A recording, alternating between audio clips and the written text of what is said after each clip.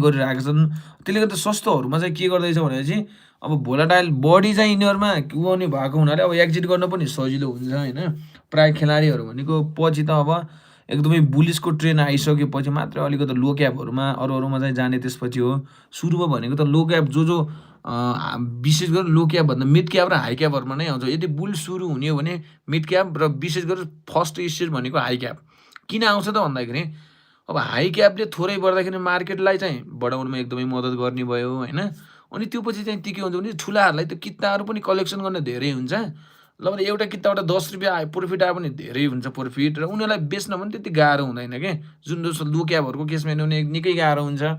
अनि अरू क्याबहरू छ लो क्याप विशेष लो क्याप चल्ने भनेको अलिकति पछिल्लो बुलको इन्डिङतिर चाहिँ बढी चल्छन्। त्यो कारणले गर्दाखेरि अब यो तपाईँले जुन स्टक दिएको पनि त्यसमा नराम्रो छैन, ठिकै छ। तर तपाईँ अब अहिले नै अब एक्जिटै गरिहाल्नुपर्ने अवस्था छ नि। यदि योभन्दा राम्रो स्टकहरू अरू खोज्नु भएको छ भने अरू स्टकमा सिफ्ट हुँदा चाहिँ एकदमै बेटर हुन्छ। यो कुरा चाहिँ हो है।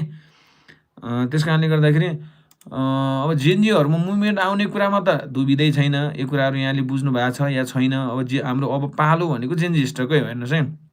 भन्दैछु कि राम्रो मुभमेन्टहरू आउँदैछ क्या। र विशेष गरेर अब अदर सेक्टरलाई चाहिँ एकदमै वाच गर्नुपर्ने हुन्छ। अदर सेक्टरलाई कै कुरा गर्ने हो भने टिटिएल र प्योर होइन। अब टिटिएललाई ब्रोकआउट नम्बर 58 उठाइरहेको छ। टिटिएलमा मलाई लाग्छ 1 डिसिमिल आज सर्किटै लाग्न सक्छ टिटिएलमा होइन।